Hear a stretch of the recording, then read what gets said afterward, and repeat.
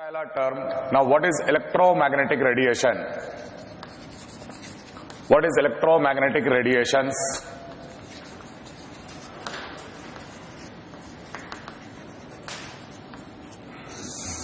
Electromagnetic radiation note करो. It has a wave characteristic. It has a wave characteristic. It has a wave characteristic and can be generated. It has a wave characteristic and it can be generated. It has a wave characteristic and it can be generated when a charged particle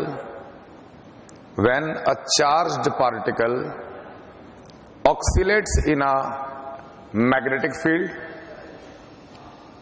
Whenever a charged particle oscillates in a magnetic field or any magnet oscillates in an electric field or any magnet oscillates in an electric field.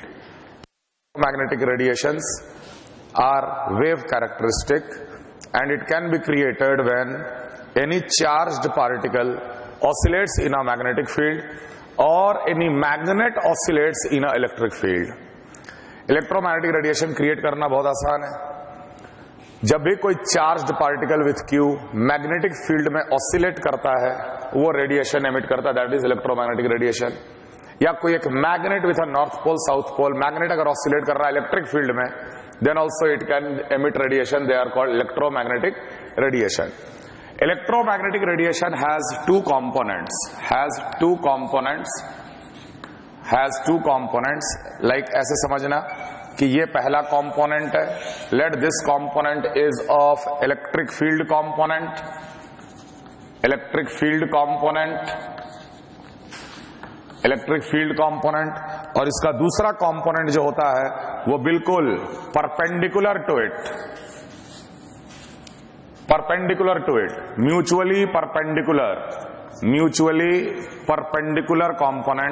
Mutually perpendicular component and that is a magnetic field component.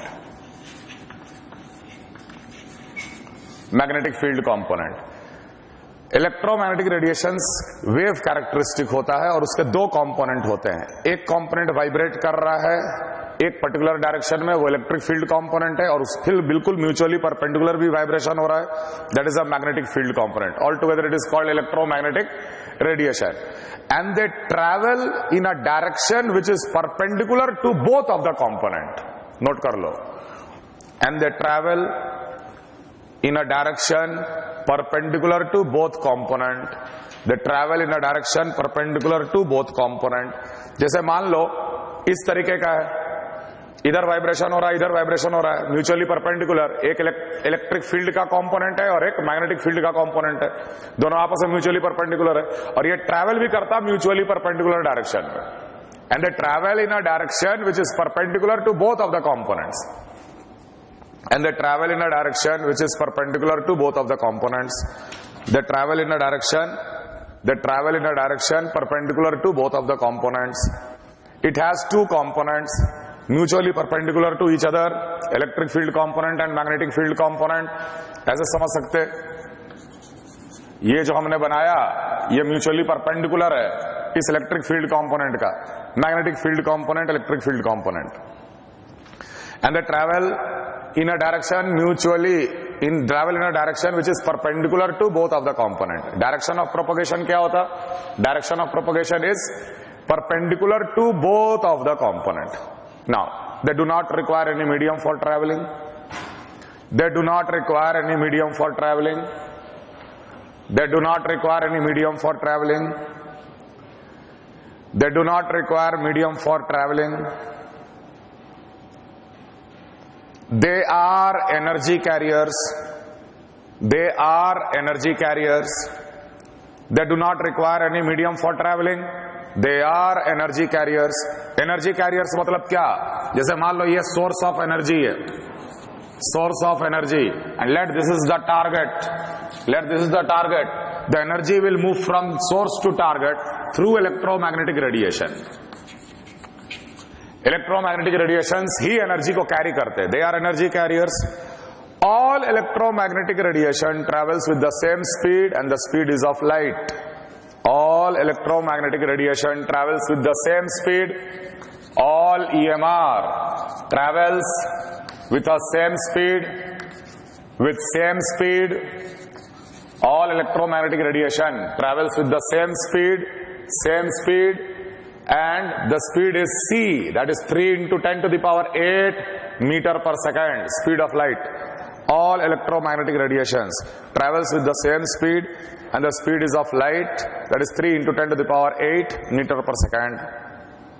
अब जैसे ये tube light है, tube light is a source of energy, वो energy हमारे आंख तक आ रहा है, डेफिनेटली कोई ना कोई कैरी कर रहा है वो एनर्जी को, that is light energy. That carrier is what? Electromagnetic radiation. All kind of light, all kind of the colored wavelength, they all are electromagnetic radiation. लोहा गर्म है, उसका हीट हम लोग फील कर लेते दूर से. वो एनर्जी, हीट एनर्जी आया कैसे? वहां से इलेक्ट्रोमैग्नेटिक रेडिएशन ही हम लोग को हीट पहुंचा रहा है. बात समझ में आ रहा है? Sun to earth, the heat is coming through electromagnetic radiations only. They are energy carriers. They carry energy, yeah, associated energy with them. All kind of electromagnetic radiations travels with the same speed, that is the speed of the light. तो इतना बात electromagnetic radiations के बारे में ध्यान में रखिएगा. किसी भी प्रकार का yellow light, white light, red light, green light, they all wavelength, they all are electromagnetic radiations. Okay? Now, अब चूंकि हम इसको वेव कैरेक्टरिस्टिक बोल रहे हैं, तो वेव से रिलेटेड कुछ टर्म्स आपको पता होने चाहिए. What is a wave? It has a continuous crest and trough. इस ऊपर वाले को बोलते हैं क्रेस्ट, ये नीचे वाला जो वाइब्रेशन है उसको बोलते हैं हम लोग ट्रफ, और एक मीन पॉइंट से मैक्सिमम डिस्प्लेसमेंट को हम लोग कहते हैं amplitude. It has a wave characteristic. Now wave से रिलेटेड कुछ बातें, वेव से रिलेटेड कुछ टर्म्स का भी नॉलेज आपको होना चाहिए. ये तो समझ में आ गया कि सोर्स से टारगेट तक एनर्जी कैसे ट्रैवल करेगा, थ्रू इलेक्ट्रोमैग्नेटिक रेडिएशन. खैर, वेव से रिलेटेड पहला point, what is a amplitude? Definition लिखो.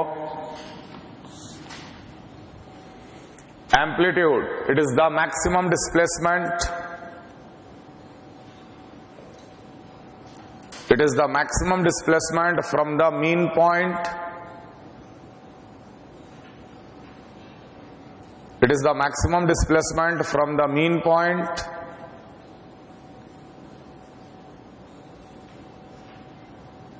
It is the maximum displacement of a wave from a mean point, that is called amplitude, and it will be represented by letter A. Amplitude को हम लोग letter A से represent करते. Mean point से maximum displacement, चाहे ऊपर या नीचे, that is called amplitude. The second term is called wavelength. Wavelength, it is denoted by lambda. It is the distance between two adjacent crest. It is the distance between two adjacent crest और two adjacent troughs. It is the distance between two adjacent crests or two adjacent troughs. It is the distance between two adjacent crests or two adjacent trough. That is wavelength. Wavelength का unit metre, centimetre, angstrom, nanometre, picometre, etc. Relation: 1 angstrom is always equal to 10 to the power minus 10 meter, or it is equal to 10 to the power minus 8 centimeter. 1 nanometer is always equal to 10 to the power minus 9 meter, or 10 to the power minus 7 centimeter. 1 picometer is always equal to 10 to the power minus 12 meter, or 10 to the power minus of 10 centimeter. These relations are important. Wavelengths are generally measured in angstroms or nanometer. It is the distance between two adjacent crests or two adjacent troughs, that is called wavelength. तीसरा term related to a wave is called frequency, which will be denoted by nu. Frequency nu.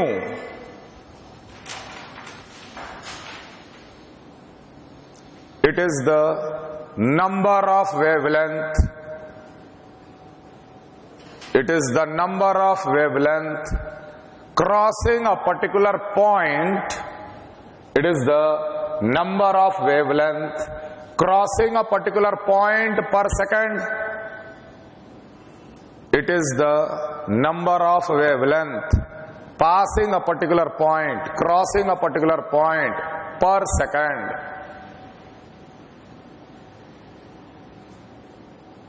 जैसे मान लो ये point है, एक wave travel करता हुआ आ रहा है, ये इस पॉइंट को क्रॉस करेगा।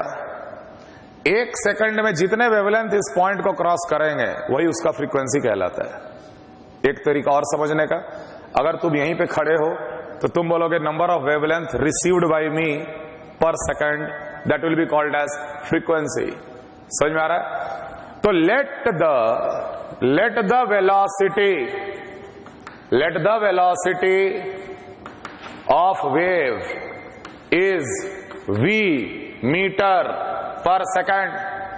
Late the velocity of the wave is v metre पर सेकंड। मान लो एक सेकंड का वक्त था, तो एक सेकंड में वो वेव कितना डिस्टेंस ट्रैवल कर लेगा? v metre. In 1 second v metre travel कर लिया। अब इस v मीटर में कितने वेवलेंथ आए? v divide by lambda. एक वेवलेंथ लैम्डा है, तो इस v मीटर में कितने वेवलेंथ आ गए? v divide by lambda. तो हम लोग बोलेंगे ना, that will be the number of wavelength which has crossed this point per second. एक सेकंड में वेव कितना ट्रैवल करेगा? v metre. अगर उसका स्पीड v मीटर पर सेकंड है, अगर इलेक्ट्रोमैग्नेटिक रेडिएशन है तो उसका स्पीड c मीटर पर सेकंड है कि नहीं? लेकिन हम तो जनरल वेव की बात बता रहे हैं। खैर, v मीटर पर सेकंड अगर इसका स्पीड है, तो इस पॉइंट से वो v मीटर आगे जा चुका है एक सेकंड में। उस v मीटर में कितने वेवलेंथ होंगे? Therefore nu is always equal to v upon lambda.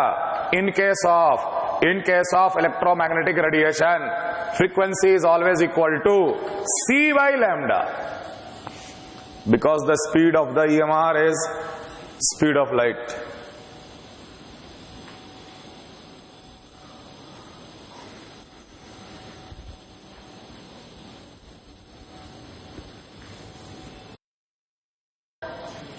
Wave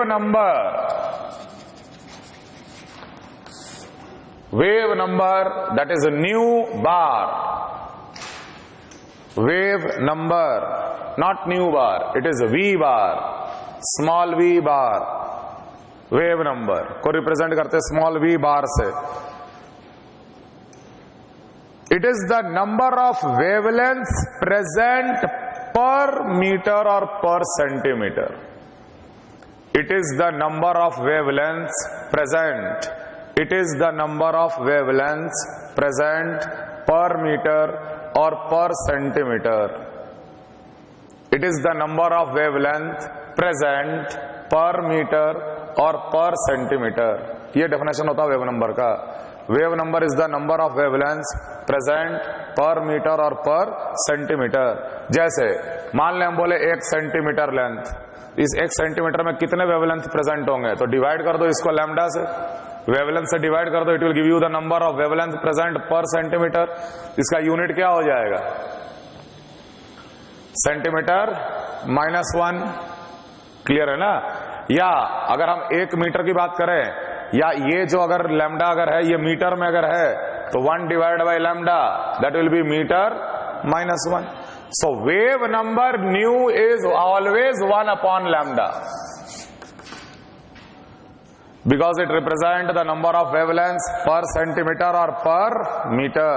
Per meter या per centimeter में कितने wavelengths present होंगे, that is represented by wave number. Clear? अब ये जितने terms हम लोग पढ़े, that all terms are valid for electromagnetic radiations, which are basically energy carriers. They carry energy from source to target. They move with a same speed, always with the speed of light. Heat energy is also carried by electromagnetic radiation. Light energy is also carried by electromagnetic radiation. Sound energy is also carried by electromagnetic radiation. Even your TV remote has a electromagnetic radiation. Button दबाते ही infrared निकलता है, वो अलग बात है कि वो रे हम लोग को दिखता नहीं है। कुछ इलेक्ट्रोमैग्नेटिक रेडिएशन हम लोग का आंख जो है वो देख सकता है, कुछ इलेक्ट्रोमैग्नेटिक रेडिएशन हम लोग का आंख देख नहीं सकता, लिमिट है अपने आइज पे। क्लियर है? But all those waves which carry energy along with them are electromagnetic radiation. Electromagnetic radiation can be created artificially by remote में बटन दबाते ही तो निकलता ना EMR। जब तक नहीं दबाओगे तब तक तो EMR नहीं निकल रहा है। तो जैसे ही दबाया है तो अंदर कुछ ना कुछ ऑक्सीलेट हुआ, या तो मैग्नेटिक फील्ड में चार्ज ऑक्सीलेट हुआ या इलेक्ट्रिक फील्ड में कोई मैग्नेट ऑक्सीलेट हुआ। समझ में आ रहा है? And that can create electromagnetic radiation. So depending on the electric field strength, magnetic field strength, charge, different wavelength का इलेक्ट्रोमैग्नेटिक रेडिएशन हम लोग क्रिएट कर सकते हैं। इवन हमारे फिंगर से भी इंफ्रारेड निकलते रहता है। टच मोबाइल कैसे सेंस करता? वही चीज पेंसिल से करो करता है क्या? उंगली दे रखोगे तो होगा, बाकी और कोई चीज से नहीं। हमारे फिंगर से भी इंफ्रारेड निकलते रहते हैं हमेशा। क्लियर है ये चीज? This all are electromagnetic radiations, and all these terms are associated with electromagnetic radiations. Clear?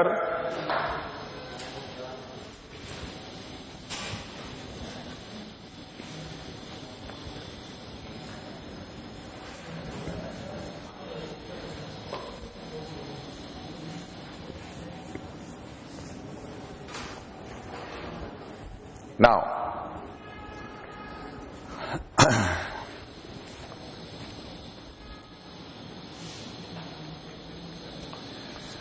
Dual nature of electromagnetic radiation. हाँ बोलिए। एक रेड हॉट आयरन है, 100% वो एनर्जी लॉस कर रहा है कॉन्टिन्यूअस, और एक टाइम आएगा जब वो ठंडा हो जाएगा।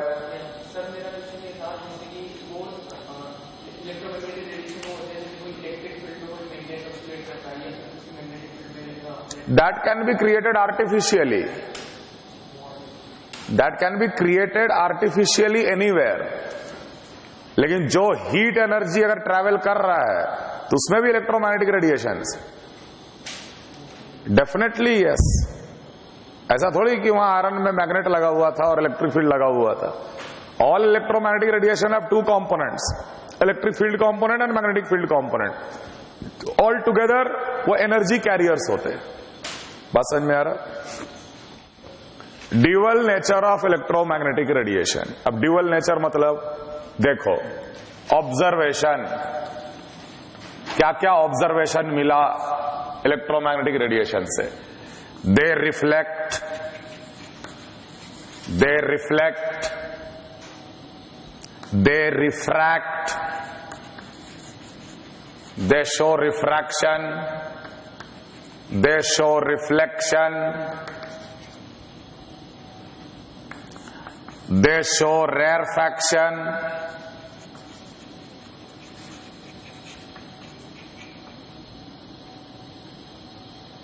तो ये जो प्रॉपर्टी है ये तो वेव का प्रॉपर्टी है। एक वेव ही रिफ्लेक्ट कर सकता है, angle of incidence and angle of reflection बराबर ये शो करता है।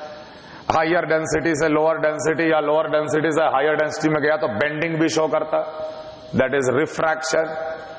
कोई कॉर्नर से पास करोगे तो वो बेंड भी करता है, एज पे टच करके बेंड करना, rarefaction.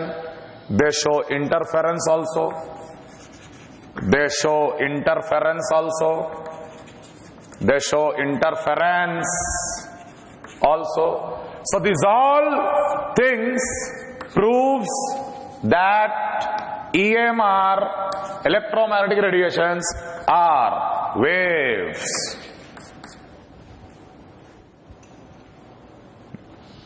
They show this property, therefore we can say that they are electromagnetic, the electromagnetic radiations have wave characteristic. वो particular type का एक wave है जिसका wavelength होगा, amplitude होगा, frequency होगा, सब कुछ बोल सकते हैं। लेकिन the second observation for EMR was very important, photo electric effect. Photo electric effect भी शो करता है। दे show photo electric effect, they show photo electric effect also. Now what is photo electric effect, इसी topic में हम लोग बहुत ही detail में पढ़ेंगे, लेकिन अभी आपको बेसिक आइडिया दे रहे कि मान लो ये एक फोटो इलेक्ट्रिक सब्सटेंस है। फोटो इलेक्ट्रिक सब्सटेंस जो फोटो इलेक्ट्रिक इफेक्ट शो करता है उसको हम लोग फोटो इलेक्ट्रिक सब्सटेंस कहते हैं। Consider for example sodium is a photoelectric substance. Now what is photoelectric phenomenon? Whenever any electromagnetic radiations are irradiated over a surface of a photoelectric substance, कोई भी photoelectric substance पे जब भी किसी भी प्रकार का लाइट एनर्जी या किसी भी प्रकार का इलेक्ट्रोमैग्नेटिक रेडिएशन जब इररेडिएट या उससे टकराता है तो उस सरफेस से वो इलेक्ट्रॉन्स बाहर आने लगते। The electrons comes out with some kinetic energy. The electrons comes out with some kinetic energy. Electrons निकलने लगता और ये इलेक्ट्रॉन्स को हम लोग फोटो इलेक्ट्रिक करंट का भी नाम देते हैं। इलेक्ट्रॉन्स का मूवमेंट, चार्ज का मूवमेंट। तो such kind of phenomenon is not a wave characteristic, क्योंकि ये एक वेव होता तो वेव मोमेंटम ट्रांसफर नहीं कर सकता। मोमेंटम ट्रांसफर कौन कर सकता है? एक पार्टिकल ही कर सकता है। एक पार्टिकल रेस्ट पे था, एक पार्टिकल आया, टकराया, यह बाहर निकल गया। इलेक्ट्रॉन तो सरफेस में था, एटम में था, कुछ चीज आया, उस इलेक्ट्रॉन को अपना मोमेंटम दिया और वो कुछ मोमेंटम से बाहर निकल गया। This is a particular example of a momentum transfer, and momentum transfer can happen only through particle, it can not happen through waves. Wave कभी भी मोमेंटम ट्रांसफर नहीं करता। Momentum transfer is a particle behaviour. Momentum transfer is a particle behaviour. और यहां पर momentum transfer ही हो रहा है, एनर्जी का भी ट्रांसफर हो रहा है, मोमेंटम का भी ट्रांसफर हो रहा है। एक इलेक्ट्रोमैग्नेटिक रेडिएशन कुछ एनर्जी के साथ आया, वो एनर्जी ट्रांसफर किया। अब चूंकि इस इलेक्ट्रॉन तो पार्टिकल है 100%, इसका कुछ मोमेंटम भी होगा, तो इसको मोमेंटम मिला कहां से? जरूर कोई ना कोई पार्टिकल आकर मोमेंटम दिया, तभी तो मोमेंटम मिल सकता है। So photoelectric effect is a very very sound proof behind any electromagnetic radiation having a particle character. Therefore we say all electromagnetic radiations have dual character. Dual character. They have a wave character also. They have a wave character also. They have a particle character also. They have a wave character also. They have a particle character also. They have a wave character also. They have a particle character also.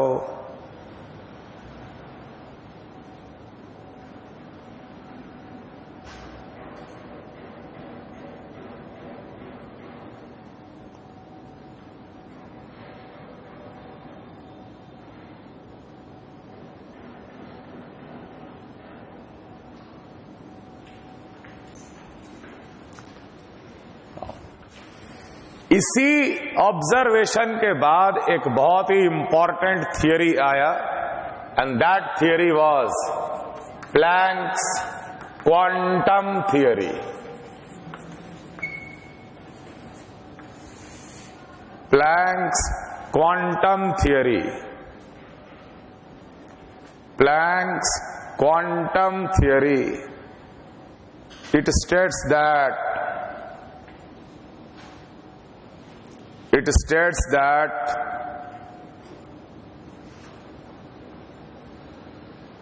energy is quantized. Energy is quantized. Bracket में लिख लेना, packed, PACKED। Energy is quantized. Quantized का simple meaning आप ऐसे समझ सकते हो कि एनर्जी पैकेट में पैक्ड रहता है। Energy is always quantized.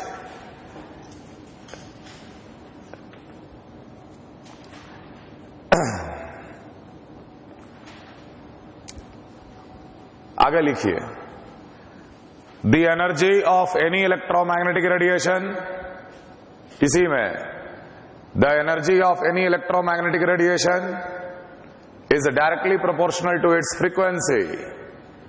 Energy of any electromagnetic radiation is directly proportional to its frequency. Energy of any electromagnetic radiation is directly proportional to its frequency. बिल्कुल सही बात है, क्योंकि देखो अगर वो वेव जो है इलेक्ट्रोमैग्नेटिक रेडिएशन वाला, अगर वो एनर्जी कैरियर है, मतलब कि उस वेव में एनर्जी डिस्ट्रीब्यूटेड है, उस वेव में एनर्जी डिस्ट्रीब्यूटेड है, जितने वेवलेंथ पर सेकंड हमको मिलेंगे उतने ज्यादा एनर्जी मिलेगा। हर वेव में हर वेव एनर्जी के साथ एसोसिएटेड है, हर वेवलेंथ एक एनर्जी के साथ एसोसिएटेड है। तो जितना ज्यादा वेवलेंथ पर सेकंड हम रिसीव करेंगे उतना ज्यादा हमने एनर्जी रिसीव किया। तो energy is directly proportional to the frequency. E is directly proportional to nu. E is directly proportional to nu. And this was given by Planck's quantum theory कि energy is always quantized, का मतलब हम बताएंगे, लेकिन energy is always directly proportional to its frequency of the electromagnetic radiations. Electromagnetic radiations, clear? Removing the proportionality sign, we will have to add one constant, and that constant is h, nu, where h is called Planck's constant, Planck's constant, और इसका value 6.625 into 10 to the power minus of 34 joules second, joule second, 6.625 into 10 to the power minus of 34 joules second। इस joule को आप अर्ग में भी change कर सकते हो। 1 joule is always 10 to the power 7 ergs multiplied with 10 to the power 7, it will become 10 to the power minus 27 ergs second. ठीक, ये वैल्यू मेमोराइज कर लेना है, बहुत ही फ्रीक्वेंटली यूज होगा इस टॉपिक में, Planck's constant. Now we can also write it as E is equal to h, what was nu? Nu was C upon lambda. E is C upon lambda. E is C upon lambda.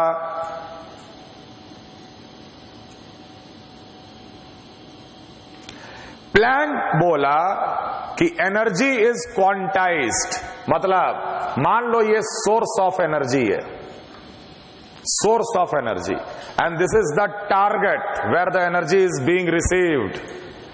कौन लेके जाएगा? Electromagnetic radiation लेके जाएगा। Continuous theory कहता है कि एक wave यहां से यहां तक गया और जितने वेवलेंथ मेरे को मिल रहे हैं उतना ज्यादा एनर्जी मिल रहा है। प्लैंक्स क्वांटम थ्योरी के अनुसार कि एनर्जी इज पैक्ड, यहां से एक एक पैकेट जा रहा है, एक एक पैकेट जा रहा है, बात समझ में आ रहा है? और हर पैकेट में h nu amount of energy fixed है, हर पैकेट में h nu amount of energy fixed है। इसी को बोलते हैं क्वांटाइज, माने energy is packed by a very fixed quantity h nu. हर पैकेट में h nu amount of energy है और जो टारगेट है वो हमेशा इंटीग्रल नंबर ऑफ पैकेट ही रिसीव करेगा। जो टारगेट है वो हमेशा इंटीग्रल नंबर ऑफ पैकेट ही रिसीव करेगा। ऐसा कभी हो ही नहीं सकता कि वो आधा पैकेट रिसीव करे और 3/4 पैकेट रिसीव करे। It will always receive in a integral number of the packets, therefore the total energy will be always n into h into nu, where n is any integer. This is called energy का quantization. This is called energy का quantization, कि energy एक fixed value से एक packet के अंदर बंद है और अगर सोर्स से टारगेट तक एनर्जी जा रहा है या कहीं से कहीं जा रहा है तो हमेशा इंटीग्रल नंबर ऑफ पैकेट्स में ही एनर्जी उसको मिलेगा। आधा पैकेट या 3/4 packet we can not be received. Energy will be received always in a integral multiple of h nu. So total energy is always NH nu। या packet के अंदर हम बोल सकते हैं कि टोटल एनर्जी कितना, पैकेट के अंदर टोटल एनर्जी कितना, HC बाई लैम्डा फिक्स्ड, इसी को बोलते हैं क्वांटाइजेशन। और जहां एनर्जी जा रहा total integral multiple of that particular packets. Similarly, charge is also quantized. Charge is also quantized. ये कौन बोला? मिल्कन. कि कम से कम चार्ज जो हो सकता है एक पैकेट इमेजिन कर, इमेजिनरी 1.602 इंटू 10⁻⁻19. अब तुम टोटल जितना भी चार्ज दोगे वो integral multiple of that e value ही होगा. You cannot provide any substance half of 1.602 into 10⁻⁻19. So that 1.602 into 10⁻⁻19 is a fixed value which is packed, and always a substance will acquire integral number of that particular packet. That is called quantization. Fixed value pack कर दिए, अब ये तो कम से कम जाएगा ही जाएगा, उसका आधा पॉसिबल नहीं है. तो जब भी कोई फिक्स्ड क्वांटिटी इंटीग्रल मल्टीपल में अगर रिसीव होता है या इंटीग्रल मल्टीपल में एग्जिस्ट करता है, उसी को क्वांटाइजेशन कहते हैं.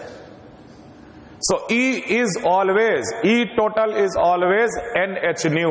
The minimum amount of energy which can be received is H nu. The total energy received will be always in integral multiple of H nu. Integral multiple of H nu. अब देखो, इसी packet को जिसमें H new energy था, इसी packet को बोला जाता है one quantum, plural quanta. One quantum, two quantums. You will always receive integral number of quantums and each quantum will have H nu amount of energy. समझ में आ रहा? अब देखो, इस ट्यूबलाइट से मेरे आंख तक एनर्जी पहुंच रहा है. हम दो तरीके से सोच सकते हैं. इलेक्ट्रोमैग्नेटिक रेडिएशन वेव के तौर पे मेरे आंखों तक आ रहा है, और दूसरा तरीका सोचने का कि ट्यूबलाइट से पैकेट रिलीज हो रहा है और मेरा आंख integral number of packet receive कर रहा है. एक theory is a continuous theory, another theory is a discrete theory. एक थियरी कह रहा है कि वेव कैरेक्टर होता है इलेक्ट्रोमैग्नेटिक रेडिएशन का, और दूसरा थियरी जो पैकेट में जा रहा है, that theory will give you the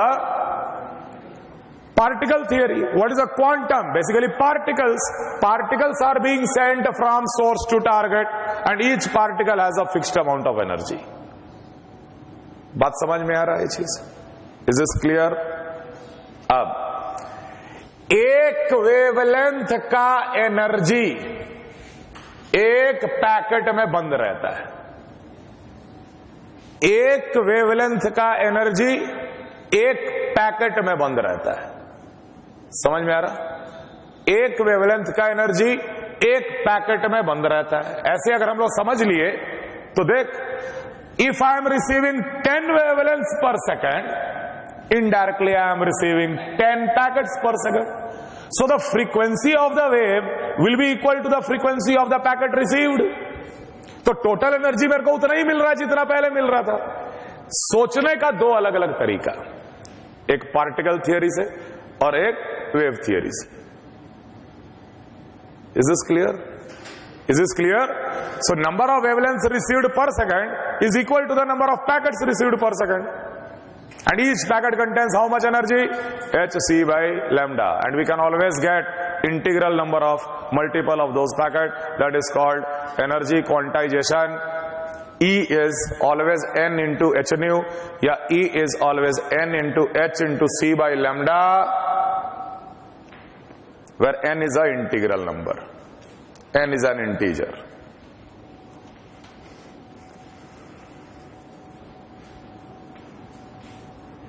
There are various types of electromagnetic radiations. There are various types of electromagnetic radiation. सबसे पहले radio waves are electromagnetic radiation. Microwave are electromagnetic radiation. Infrared electromagnetic radiation. Visible light electromagnetic radiation. Ultraviolet light electromagnetic radiation. X-rays electromagnetic radiation. Gamma rays electromagnetic radiation. Cosmic rays or electromagnetic radiation. From top to down, frequency increasing, या बोलो wavelength decreasing.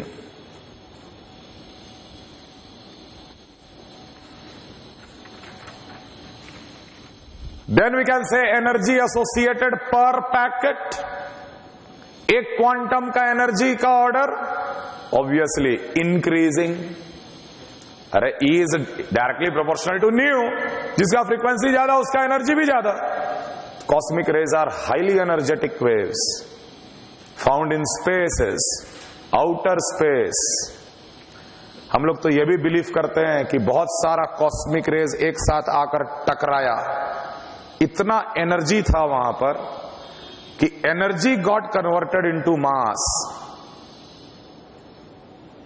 समझ में आ रहा है? और उस मास में इतना एनर्जी था कि वो ब्लास्ट कर गया, and that is called big bang theory. और वो सारे गर्म पार्टिकल पूरे स्पेस में बिखर गए, और वो सारे गर्म पार्टिकल आज भी ठंडा हो रहा है. अर्थ भी ठंडा हो रहा है internally, but externally humans are destroying. है कि नहीं? तो ये भी एक थियरी है जो साइंस मानता है, बिग बैंग थियरी, और उसी को प्रूफ करने में लगा हुआ है. वो जितना बोसॉन फोसॉन जो कर रहा है ना ये लोग, हिग्स बोसॉन और ये सिर्फ यही कोशिश कर रहा है कि किसी तरह एनर्जी से मास बन जाए. मास से एनर्जी बनना तो स्पॉन्टेनियस, सब लोग देखता है रेडियो एक्टिविटी में. इन एनर्जी से मास अगर बन गया, मतलब hence proved that was how the universe was created. बात समझ में आ रहा है? खैर,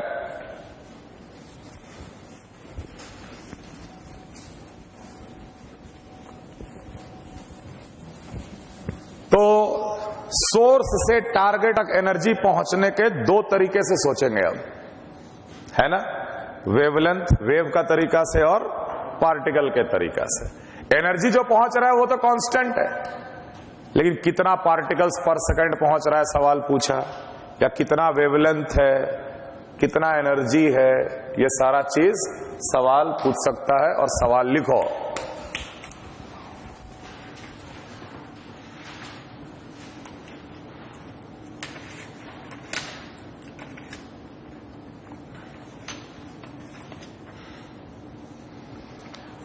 A bulb emits a light of wavelength.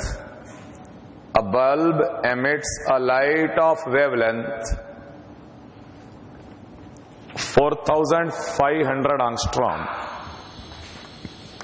A bulb emits a light of wavelength 4,500 angstrom. The bulb is rated as 150 watt, and 8% of the energy is emitted as light. How many photons? Okay, एक और बात. In general वो packet का नाम क्या है? Quantum. लेकिन अगर इलेक्ट्रोमैग्नेटिक रेडिएशन लाइट एनर्जी है, visible light energy, then that packet is also called as photon. Light energy के केस में उस पैकेट को हम लोग फोटॉन्स भी कहते हैं. और एक फोटोन में कितना एनर्जी होगा? h new.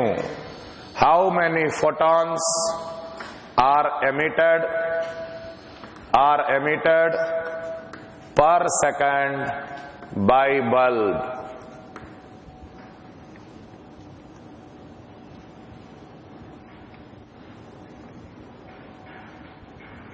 दूसरा सवाल,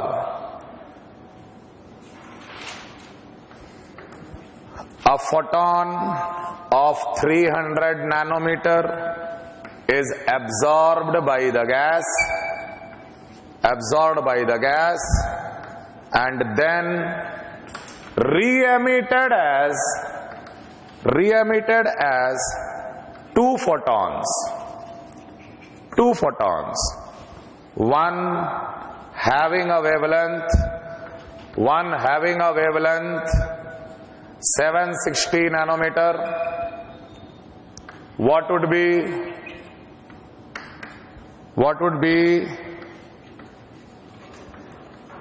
the wavelength? What would be the wavelength of second photon? देख रहे हो लैंग्वेज सवाल का? What would be the wavelength of second photon? अरे फोटोन तो पार्टिकल है, उसका वेवलेंथ क्या? मतलब उस इलेक्ट्रोमैग्नेटिक रेडिएशन से रिलेटेड वेवलेंथ आपको बताना है। समझ आ रहा है? यहां फोटोन का वेवलेंथ नहीं है, फोटोन तो पार्टिकल है। वो फोटोन जो कि हम एक पार्टिकल का क्वांटम माने थे इलेक्ट्रोमैग्नेटिक रेडिएशन का, उस रेडिएशन को वेव मानेंगे तो उसका वेवलेंथ कितना है वो बताना है आप। तीसरा सवाल, calculate the wavelength of the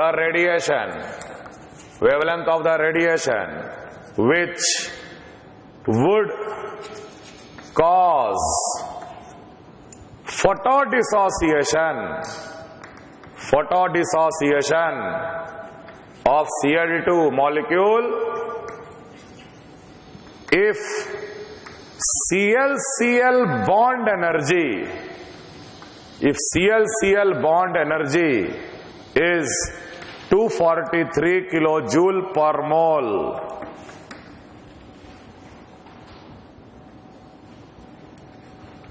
So a bulb emits a light of 4500 angstrom. If the bulb is rated as 150 watt, 150 watt मतलब 150 जूल पर सेकंड, मतलब एक बल्ब जो है वो एक सेकंड में 150 जूल यूज करता है और इसका 8% ही लाइट एनर्जी के फॉर्म में वो एमिट करता है।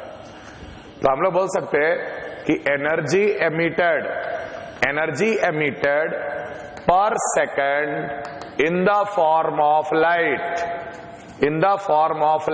Will be equal to energy emitted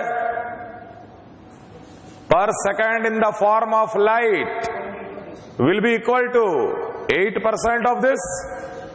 तो हम लोग बोलेंगे 8/100 into 150, so 1.5 into 8 how much?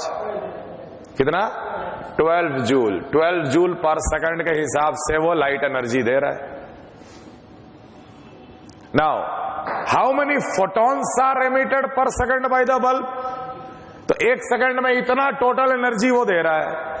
एक पैकेट में कितना एनर्जी?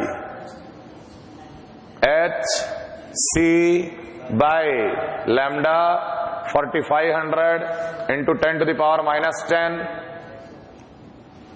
Hc का वैल्यू 6.60, वैल्यू को मेमोराइज कर लेना, हालांकि मेरे को कभी याद नहीं हुआ, नहीं 6.625 into 3 is 19.875, that is 19.875 into 10 to the power कितना आएगा? 34 में 8 गया, 34 में 8,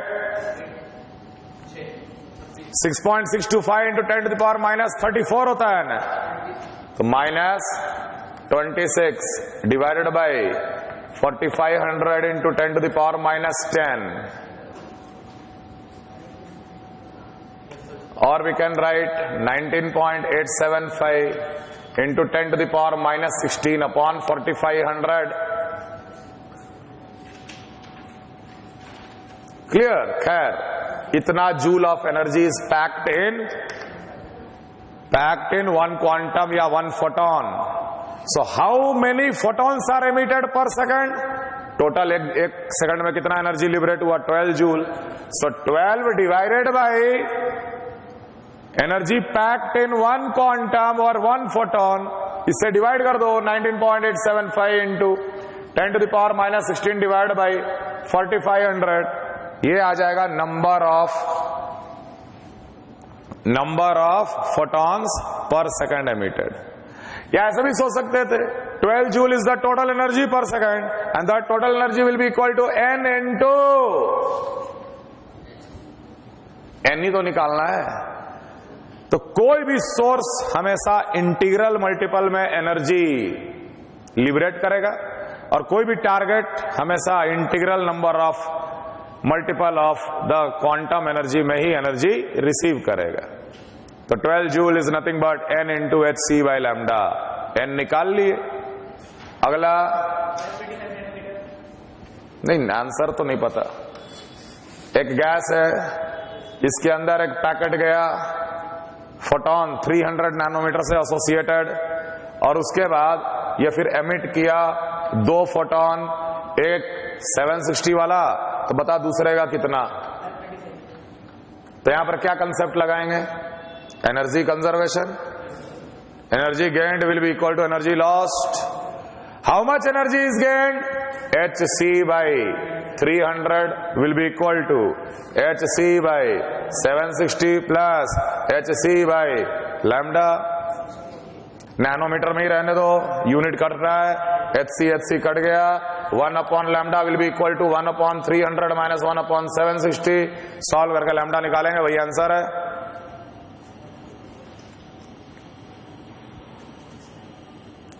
क्लियर?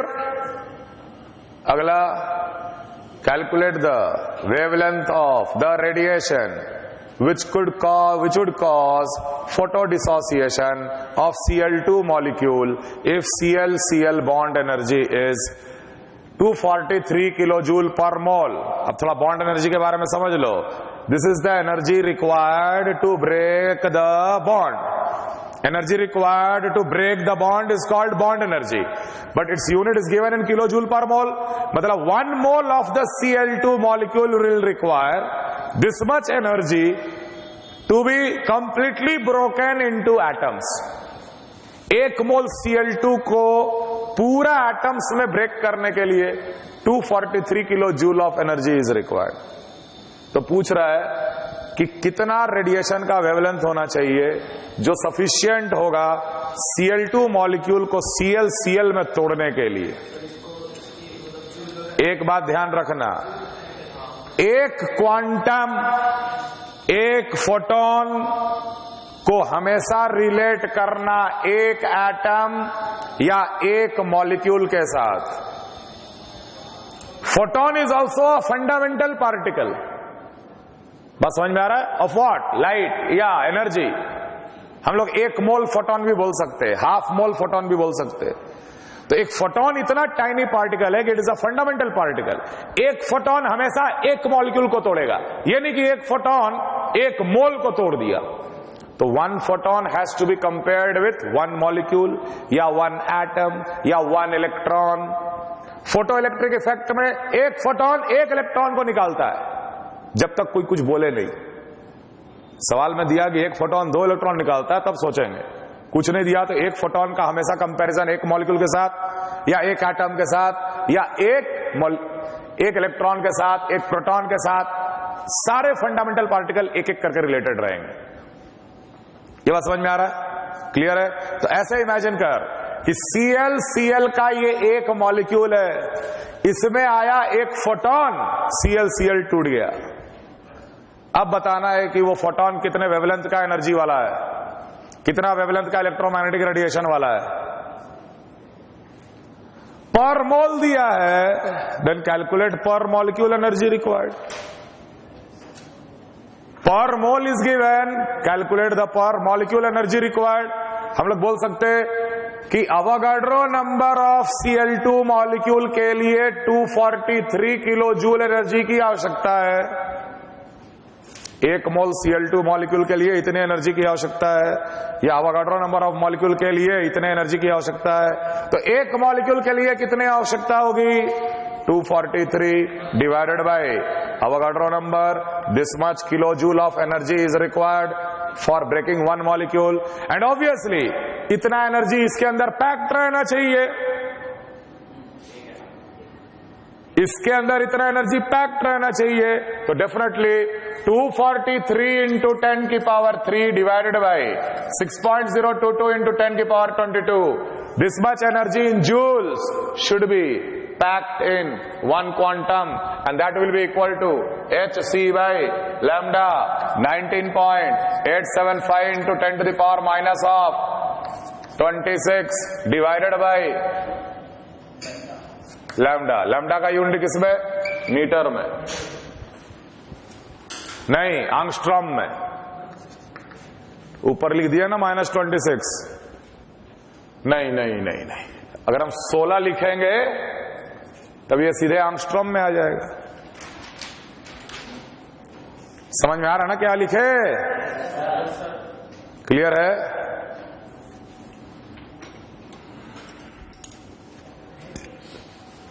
यहां पे पहले ये 26 ही था और lambda into 10 to the power -10 metre था।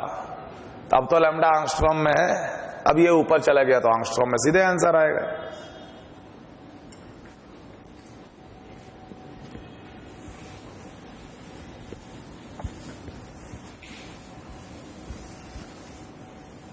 अब देखो, अब ये टॉपिक ऐसा है कि इलेक्ट्रोस्टैटिक का थोड़ा बहुत तो फॉर्मूला इस्तेमाल होता ही है ना? तो थोड़ा सा हम आपको फॉर्मूला रिवाइज करा दे रहे, ज्यादा फॉर्मूला नहीं, जो 10th में पढ़े हो वही चीज की आवश्यकता पड़ेगी। जैसे मान लो कि दो चार्ज है Q1 Q2 and if they are separated by a distance d या सेपरेटेड बाय अ डिस्टेंस से r, then force of attraction और repulsion will be equal to k Q1 Q2 upon r square, where k का value is 1 in a CGS system and it is 9 into 10 to the power 9 in a SI system. Fine. K is nothing but 1 upon 4 pi epsilon naught. Khair. Two charges are separated by a distance r, Q1 and Q2.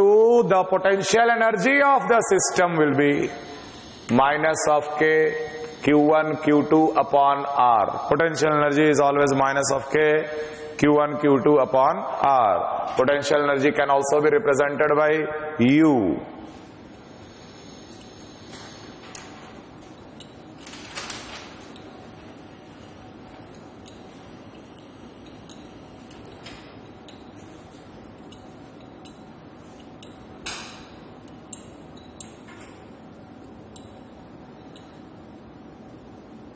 Obvious सी बात है कि अगर हम यहां पे du by dr कर दें तो ये फोर्स बन जाएगा।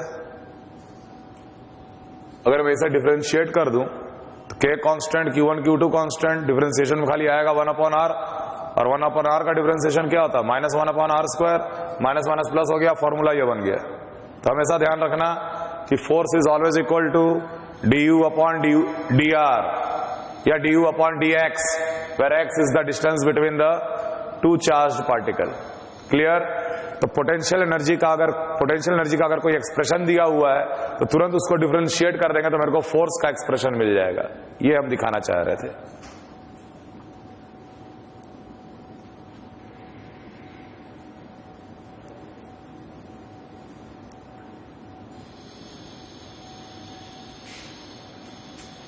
अब देखो, मान लो ये 2 इलेक्ट्रिक प्लेट है, पॉजिटिव नेगेटिव, एक इलेक्ट्रॉन लिए and that electric plate was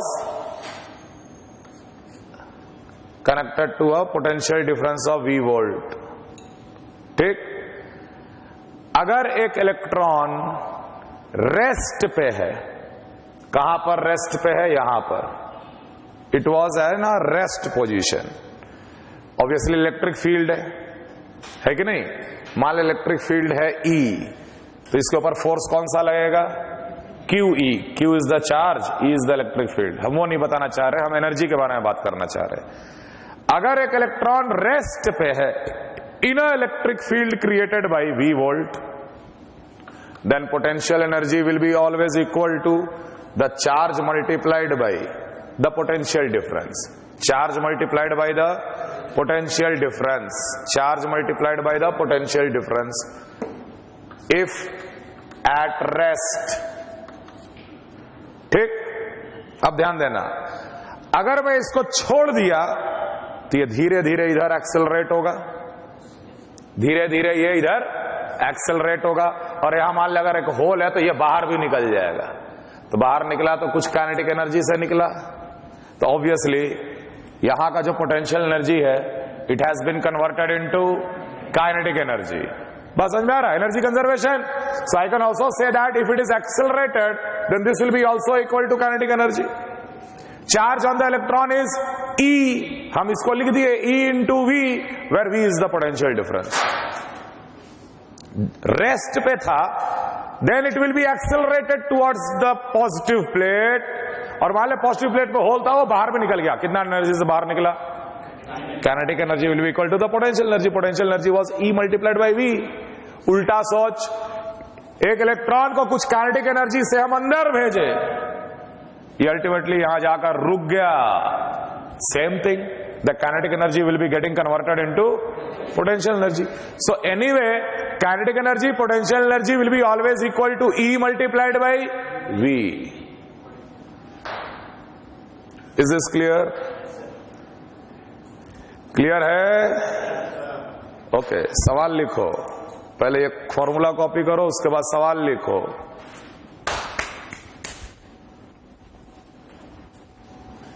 Calculate the closest distance of approach. Calculate the closest distance of approach. Closest distance of approach of alpha particle of energy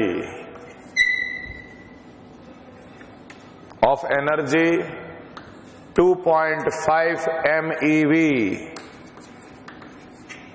being scattered by a gold nucleus Z is equal to 79। एक और सवाल है, an electron gun accelerates the electron through 320 volts which enters in a uniform magnetic field of 6 into 10 to the power minus 4 Tesla acting perpendicular to it, and electric field of 6.4 into 10 to the power 3 volt per meter. Calculate the E by M ratio. Revision, पहला lecture. एक है cathode ray experiment पे सवाल, दूसरा वाला, और यह Rutherford model.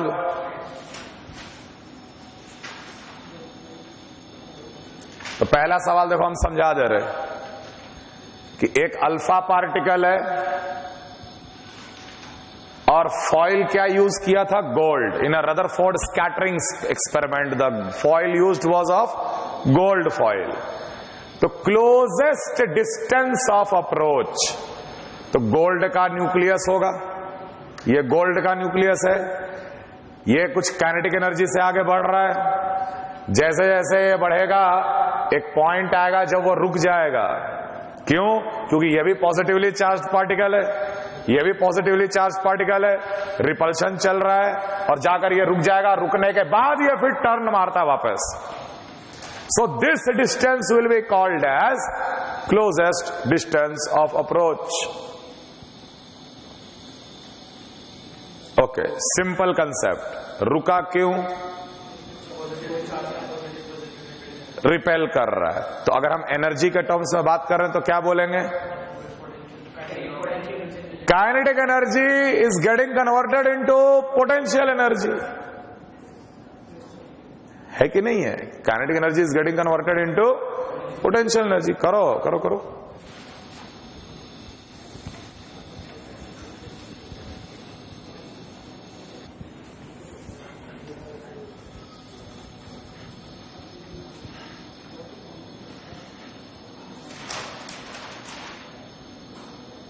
So what is the kinetic energy of the alpha particle here? ध्यान रखना, 1 eV is always equal to 1.602 into 10 to the power minus 19 joule. 1 electron volt energy बोलते हैं इसको. 1 इलेक्ट्रॉन वोल्ट एनर्जी मतलब एक इलेक्ट्रॉन का charge multiplied by potential difference of 1 volt. 1 electron का charge multiplied by potential difference of 1 volt. तो 1 volt into electron का charge करोगे तो यही आएगा 1.602 into 10⁻⁻⁹ joule. So 1 MeV mega electron volt will be 1.602 into 10⁻⁻⁹ multiplied by 10 to the power 6 joule. So ultimately it is 10 to the power minus of 13 joule. तो total kinetic energy कितना था alpha particle का? 1.602 into 10 to the power minus of 13 joule multiplied by 2.5 MeV था ना. इतना joule इसके पास energy था, kinetic energy. और ये काइनेटिक एनर्जी किसमें कन्वर्ट हो जाएगा? Potential energy. पोटेंशियल एनर्जी कैसे? ये हीलियम का पार्टिकल है और ये गोल्ड वाला है, Au वाला है. रुक गया तो potential energy of the system में कन्वर्ट हो गया. If a charge Q1 Q2 is separated by a distance r, then what is the potential energy of the system? K Q1 Q2 upon r. Magnitude में बात कर रहे हैं. The magnitude of kinetic energy will be equal to the magnitude of potential energy. तो simply यहां पर क्या आपको लगाना है? K 9 into 10 to the power 9. अब बता Q1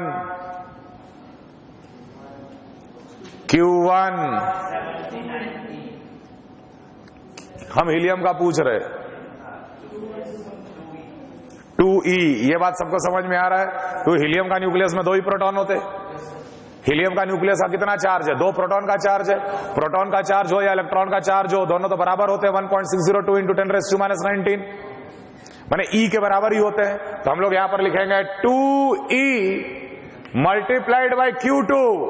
एटॉमिक नंबर 79 प्रोटॉन का चार्ज, यहां लिखेंगे 79E divided by r².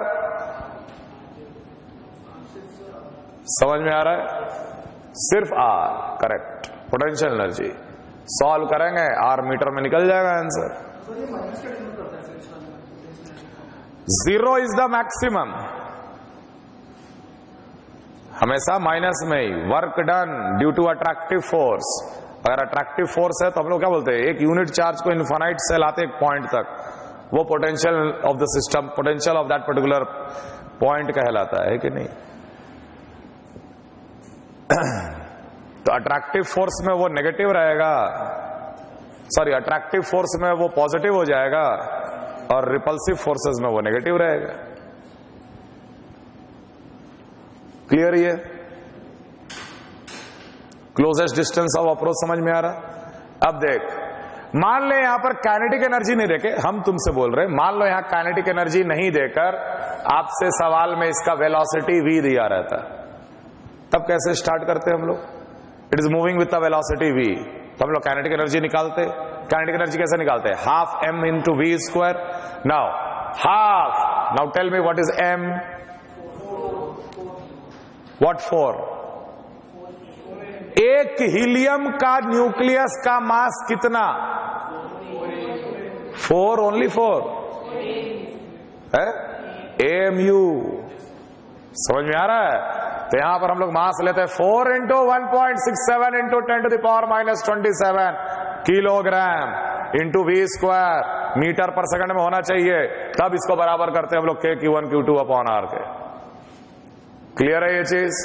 Closest distance. अगला cathode ray experiment.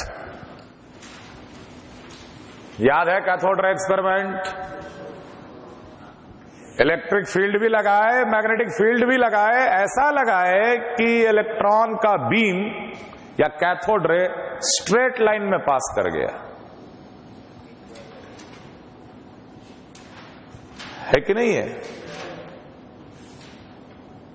An electron gun accelerates the electron through 320 volt, which enters in a uniform magnetic field of 6 into 10⁻⁻⁴ Tesla acting perpendicular to it and electric field at 6.4 into 10 to the power minus 3 volt per meter. Calculate the E/M ratio. तो हम लोग जब electric field और magnetic field दोनों लगाते हैं तो magnetic field और इलेक्ट्रिक फील्ड को इस तरीके से एडजस्ट करते हैं ताकि वो इलेक्ट्रॉन बीम या कैथोड रे जो है वो बिल्कुल स्ट्रेट लाइन से निकल जाए। स्ट्रेट लाइन से क्यों निकलेगा? क्योंकि force due to electric field will be equal to force due to magnetic field. Yes और no? Then force due to electric field will be E multiplied by Q multiplied by E electric field, that will be equal to force due to the magnetic field is BQV, B into Q into V। तो हमारे पास यहां पर क्या आ रहा है? Q cut गया, V कितना आया? E by V। E by V के बराबर है क्या? 6.4 into 10 to the power 3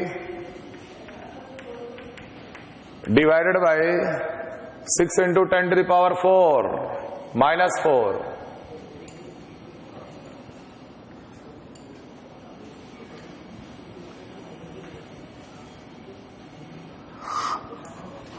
derivation देखो दिखाना क्या किया तुझे?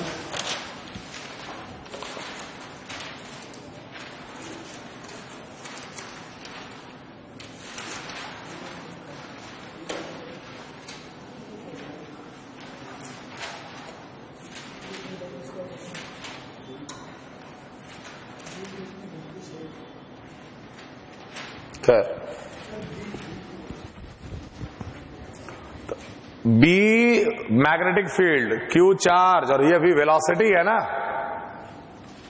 B Q V is the velocity. तो we can get the velocity of the electron, we can get the velocity of the electron. Velocity कितना आ रहा है? E अपॉन बी के बराबर आएगा, है कि नहीं? और अगर एक इलेक्ट्रॉन को एक्सेलरेट किया जा रहा है थ्रू 320 वोल्ट, थ्रू 320 वोल्ट, तो हम बताए थे ना जब वो एक्सेलरेट करेगा तो उसका काइनेटिक एनर्जी किसके बराबर होगा? उसका इनिशियल पोटेंशियल एनर्जी के बराबर होगा। पहले वो रेस्ट पे था, उसका पोटेंशियल एनर्जी कितना? Q into V. वी वहां पर क्या है? पोटेंशियल डिफरेंस, है कि नहीं है? तो Q into potential difference is the potential energy and that will be equal to kinetic energy, right? Half m v square, so it will become half into m E by B का square, therefore Q by M will be E by M। तो क्या बन जाएगा ये? E square by 2 B square V। ये answer है इसका। Same चीज जो डिराइव किए थे यार क्लास में। तो देखो हम बार बार कह रहे हैं कि ये ऐसा मत समझना कि ये एटॉमिक स्ट्रक्चर में इलेक्ट्रोस्टैटिक बहुत ज्यादा है। यही 3-4 फॉर्मूले हैं और अभी से थोड़ा इससे यूज टू हो जाओगे तो आगे आपको चीजें और भी अच्छे से समझ में आएगा। फोर्स ऑफ अट्रैक्शन, रिपल्शन याद रखना, पोटेंशियल एनर्जी याद रखना, काइनेटिक एनर्जी याद रखना और एनर्जी कंजर्वेशन का तरीका पता होना चाहिए। ठीक है, तो अगले क्लास में हम स्पेक्ट्रम का आइडिया देते हुए बोर मॉडल में एंटर कर जाएंगे।